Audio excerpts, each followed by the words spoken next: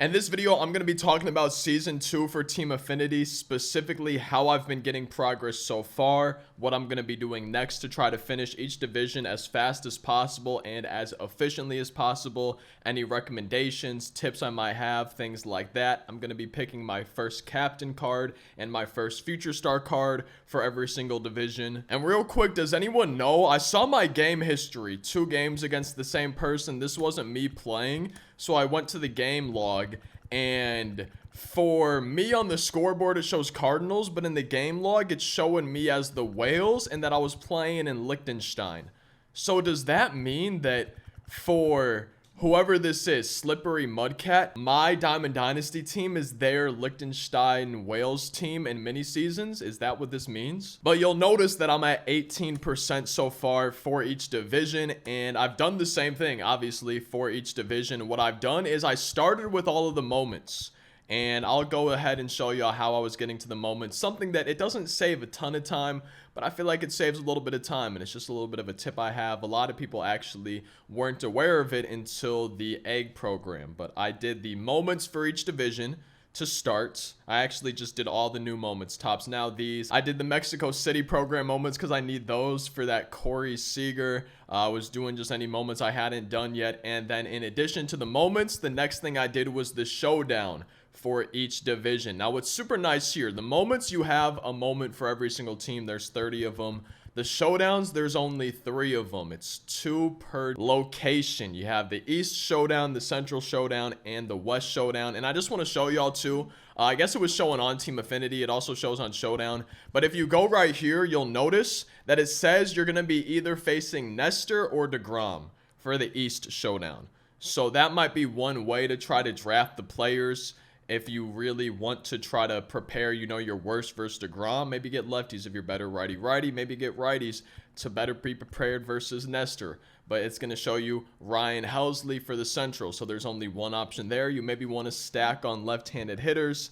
And then for the West Showdown, it tells you it's either Lance McCullers or Matt Cain. And if I'm not mistaken, both of those are righties. So you can maybe stack that lineup with some lefties. Now for the moments, this has been a thing for the last few years, but obviously we have new players every year and just people aren't necessarily aware of this. If you go to the main menu of MLB The Show and then go down, under quick play, there's actually a moments tab. Now, a lot of people figured this out for the first time because of the great egg hunt. You had to go here to be able to do these moments. There was no way to access them just through Diamond Dynasty. You actually had to go here, but this is where I always go to do all my moments. I do this for my tops now, Team Affinity, just because this doesn't take you back to the main menu or the original menu of Team Affinity. It's just going to take you back to exactly this page. So all you would need to do once you get that done is scroll down a little bit. And I don't know about you if you've done any of these moments so far, but when I was going through the Team Affinity moments, there were so many insane plays by the CPU. Perfect ounce, fly ball ounce on the hit home run moments. Some of these cards barely had any power, especially in the Mexico City program moments too. But overall, it really wasn't that bad.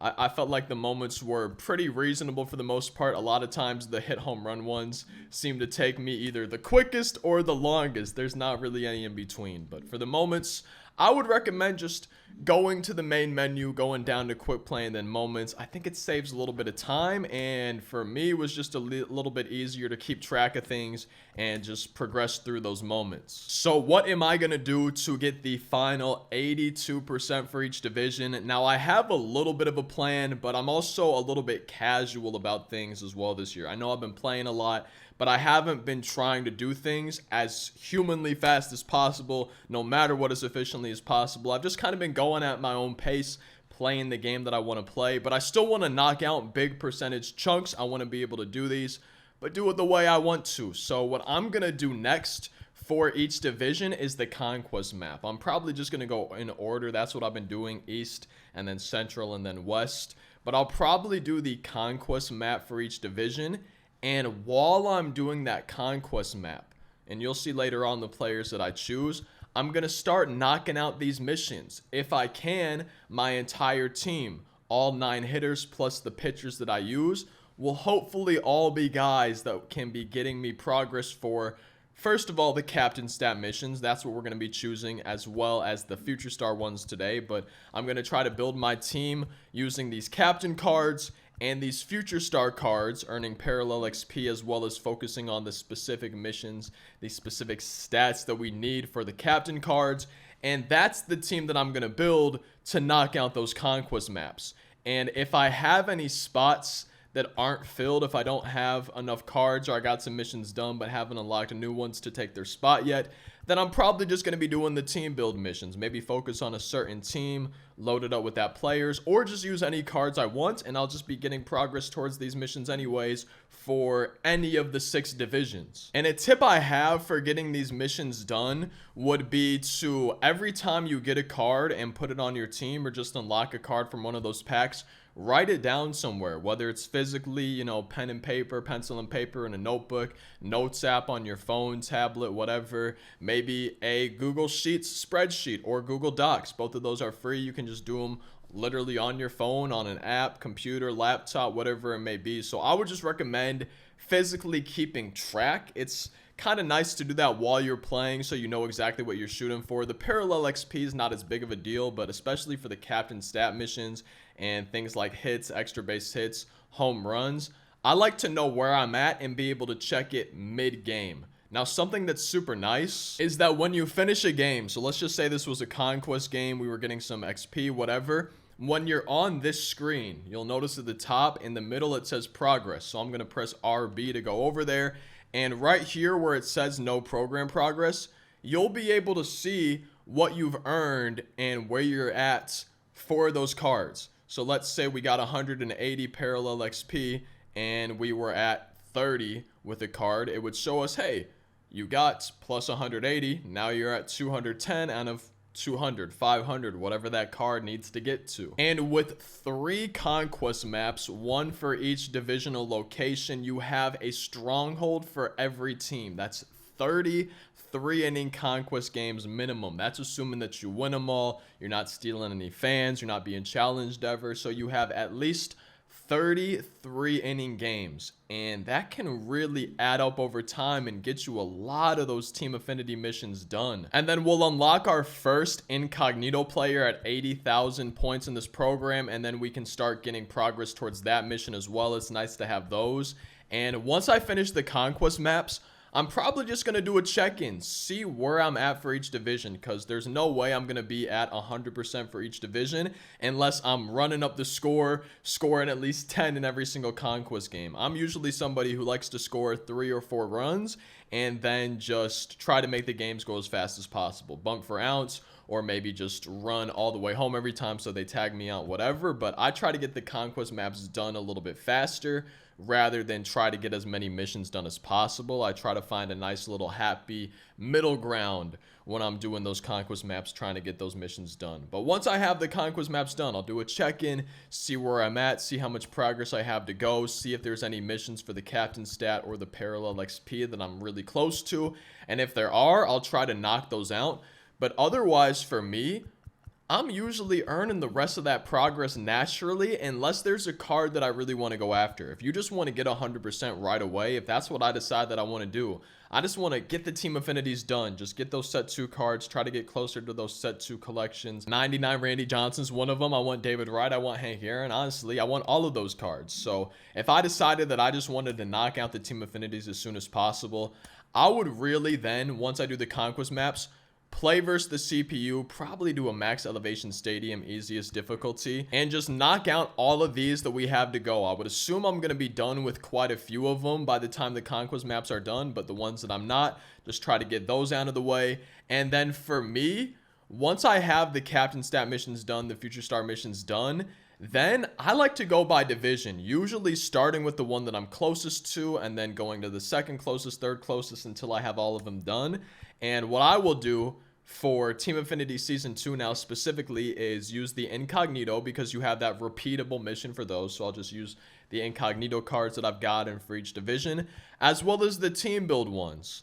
I can always mix it up if I want to, or you might be closer to getting a certain team done. So I could be at 1,800 with the Blue Jays, 1,400 with the Rays, 16 Yankees, maybe only 200 with the Red Sox. So I would just try to pay attention to those. do the ones that I'm closest to, and if they're all at 0, I would probably just pick one team specifically, maybe the one that I have the most and best cards for. Maybe if there's any that line up with some of these other missions that I still have to go. But I'm just going to be doing those team build missions and probably focusing on one team if I don't have a super close team, and just trying to build those repeatable missions up, get those done as fast as possible to keep earning the progress. Basically, to make that long story short, I earned the final progress, at least what I did for season 1, by doing team builds, knocking out the closest or focusing on one team. That's how I was earning my final percentage, was the repeatable team missions. And I wasn't necessarily just doing play versus CPU. I was doing team builds for events, drafting specific players for Battle Royale, or even in ranked seasons, doing a few team builds here and there just for fun a little bit. So that's what I was doing to knock out the final percentage, was the team builds. Once I've gotten all of those other missions done, I wasn't really somebody who wanted to play mini seasons over and over. The season was just kind of long feeling for me. But once you finish Conquest, and mini seasons is another great idea.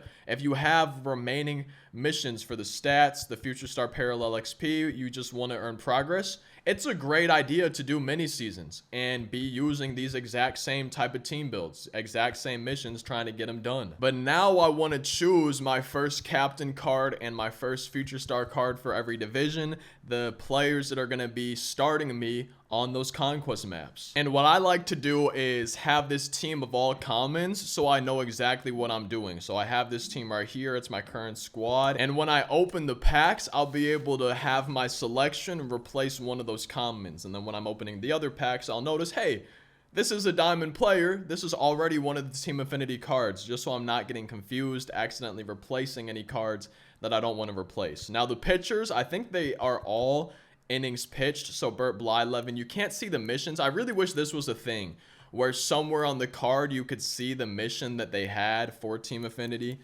Maybe check your progress on it even just while you're looking at the card. I think that'd be a cool feature. Now starting pitchers, I'm pretty sure are just 9 innings pitched is their mission, and then position players, it's either going to be 10 hits total, 5 extra base hits total, or 3 home runs total.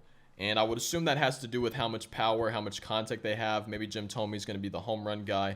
Tim Anderson would be the 10-hit guy. And I usually like to have 1 starting pitcher, 1 reliever. If I can, I try to go all 3 innings in the Conquest game just with whatever pitcher I choose to start. But I'm going to grab Justin Verlander, and he's going to be this first starting pitcher for me.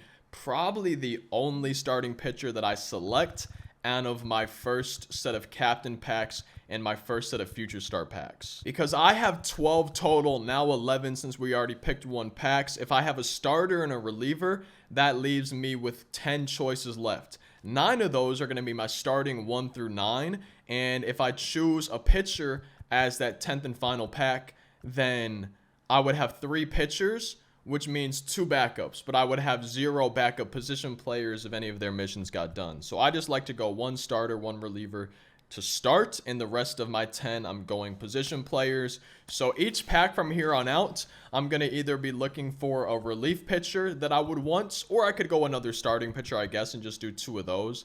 That's always an option. Or I'm going to try to find a position player that I want. I really love Corey Seager's swing. I like how the attributes are looking. And for now, he's going to be the starting shortstop. You can see the current position in the top left. That's just where I'm going to put him. And that is my American League West captain. Time for the final American League captain. I'm going the American League East. Let's see what they have available for us here. Could always go a pitcher. I'm not liking the velocity really on either of them, but for Conquest, it's really not that big of a deal. And the way I score runs are home runs. It's nice seeing guys with at least 80 power versus both sides. Vlad Jr. for now.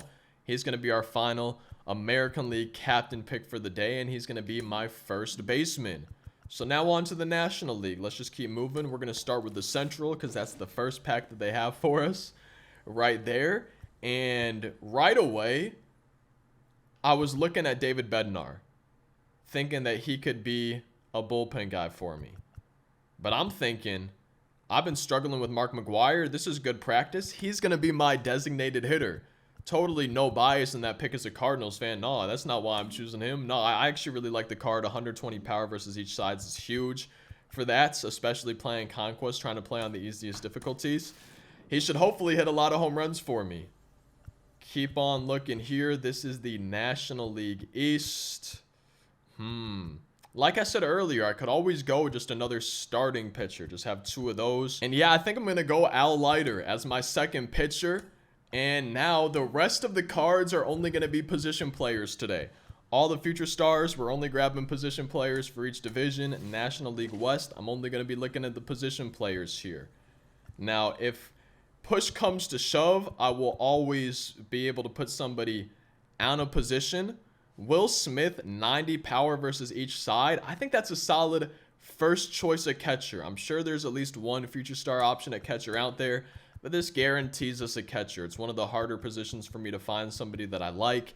90 power versus each side. That's got to be a good start, a good way to get those missions done. He should be able to do whatever his, the 10 hits, extra base hits, homers. I would assume homers or extra base hits for that card, but whatever it may be, with the hitting attributes that he does have, I think it should be not that hard to get his missions done. Our first future star. Looking at hitters only. Oh, man, this card's looking great. A right fielder. Ooh, yeah, I need an outfielder. So do we want Matt Wallner? Oh, yeah, that's looking like the easy choice in this first round for me. Because I think the future stars are just parallel XP, so we need 200. So what I need is guys that are going to hit home runs, because you get 40 or 50 right there. So we will grab him. He will be my current right fielder. I need to remember the positions that I'm looking for. American League East now. Their future stars card. Who are we going to choose for this? I hope at least one person's watching right now. Like, I hope somebody wants to see this video, because I was thinking if it were me and it was somebody I was watching, I would kind of want to see their decision making, their thought process, what cards they're choosing. So hopefully at least one person is watching and enjoying this video.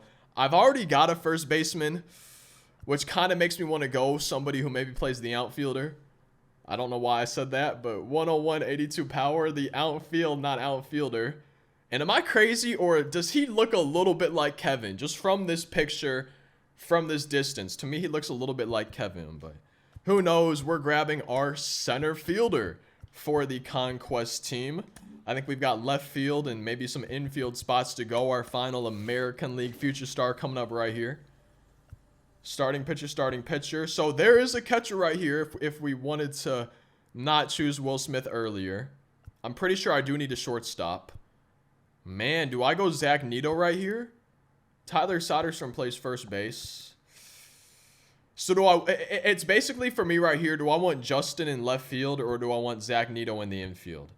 And I'm thinking with that power versus righties, I like left-handed swings. I think I just found a new infielder for me. I actually switched up on my decision a little bit.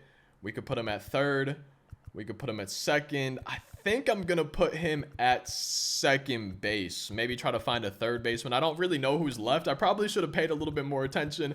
Maybe even planned it out. It could always be a good idea to plan out the picks that you want to see. There's only one pitcher in this round. So it's basically, do we want Sal Frelick as our left fielder? Do we want Kevin Alcantara as our left fielder? Yeah. Looking at this card, I kind of do. Nick Gonzalez right here. Do we want him as our third baseman? Or then Christian Encarnacion? Do we want him as our third baseman? Yeah, I kind of do. So right now it's between this Christian Encarnacion card and Kelvin Alcantara, 90-103, 97-92. Oh, man. And they're both righties, or is he a switch hitter? They're both righties.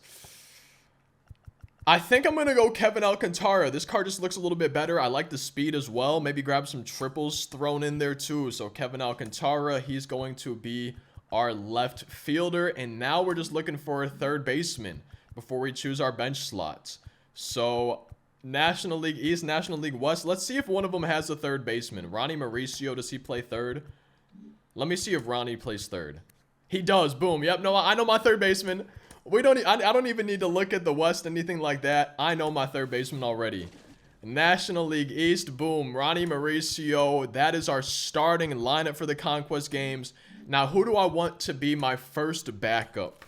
The first bench guy. Because we're not going to starting pitcher. There's 4 position players to choose from.